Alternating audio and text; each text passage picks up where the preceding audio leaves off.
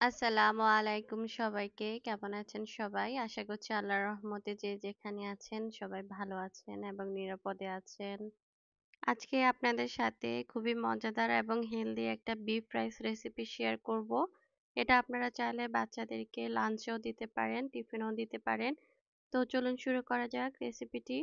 প্রথমে আমি একটা কড়াইতে ২ টেবিল চামচের মতো দেশি ঘি নিয়ে নিয়েছিলাম। তো ঘিটা আমার আসলে মেল্ট হয়ে গেছিল।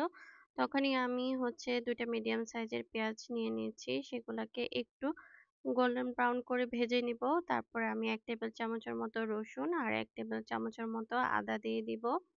যতক্ষণ পর্যন্ত না মসলাটার কাঁচা গন্ধটা যাচ্ছে ততক্ষণ পর্যন্ত আমি এটাকে একটু ভেজে নিব।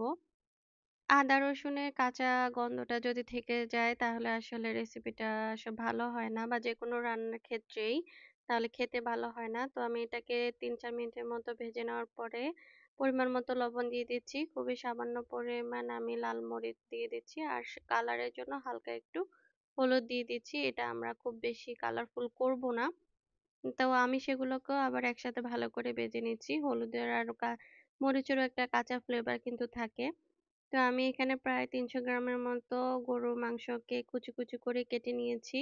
আপনারা চাইলে কিন্তু এটাকে কিমার মতো করে নিতে পারেন। তো আমি কিমার মতোটা আর করিনি। শুধু একটু হালকা করে ছোট, ছোট করে ছুরি দিয়ে কেটে নিয়েছি।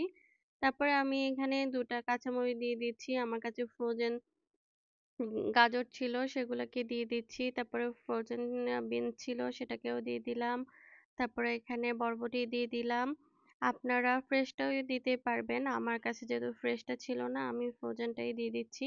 সেগুলোকে আমি একটু কষিয়ে নিব ভালো করে। তারপরে একটা ঢাকনা দিয়ে সবকিছু যেন ভালো করে সিদ্ধ হয়ে যায়, মাংসটাও সিদ্ধ হয় সাথে সবজিগুলো যেন ভালো করে সিদ্ধ হয় তার জন্য আমি ঢাকনা দিয়ে সেটাকে আস্তে খুবে নরমাল হিটে রেখে মিডিয়াম হিটে রেখে সেটাকে আমি ভেজে নিব।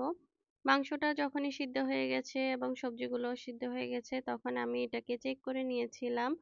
তো আমার এখানে লবণের পরিমাণটা একটু কম ছিল যার জন্য আমি আরেকটু লবণ দিয়ে দিয়েছি যেহেতু আমরা এখানে রাইসটা এড করব।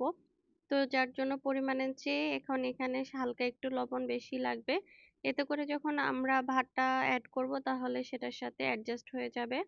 তো আমি ২ টেবিল চামচের মতো গিয়ে টমেটো কেচাপ দিয়ে দিয়েছিলাম। সেটাকে ভালো করে আরেকটু কষিয়ে নিয়ে তারপরে আমি আগে থেকে সিদ্ধ করা ভাত এখানে কিন্তু আমি নরমাল যে চালের ভাতটা আমরা খাই সেটাই আসলে দিয়ে দিচ্ছি। আপনারা চাইলে এখানে বাসমতি বা অন্য কোনো চালটাও দিতে পারেন। না আমি এখানে ভাতটাকেও আস্তে, আস্তে ভালো করে সবজিটার সাথে মিক্স করে নিচ্ছি। এক্ষেত্রে আমার আগুনটা কিন্তু একদমই লো হিটে রেখেছি যেন মানে আমার পুড়ে না যায় আরকি মসলাটা তার জন্য। আর ভাতটাও যেন আমি ভালো করে মিক্স করতে পারি। এজন্য আমি লো হিটে রেখে সেটাকে আরো ২-৩ মিনিটের মতো নেড়েচেড়ে নিয়েছি। তো আমার রান্নাটা হয়ে গেছে। আর দেখতে পাচ্ছেন এটা দেখতেও খুবই ইয়াম্মি হয়েছে। আর খেতেও মাশাআল্লাহ অনেক মজা হয়েছে। বাসায় ট্রাই করে দেখবেন। ছোট বাচ্চারা কিন্তু সবজি খেতে চায় না। এভাবে রান্না করে দিলে কিংবা তাদের যারা স্কুলে যায়, টিফিনেও আপনারা এটা রেডি করে দিলে তারা আসলে খুব ইজিলি খেয়ে ফেলবে আর মজা হবে অনেক। তো আজকের রেসিপিটি যদি ভালো লেগে থাকে সবাই আমার চ্যানেলটা সাবস্ক্রাইব করবেন। আল্লাহ হাফেজ।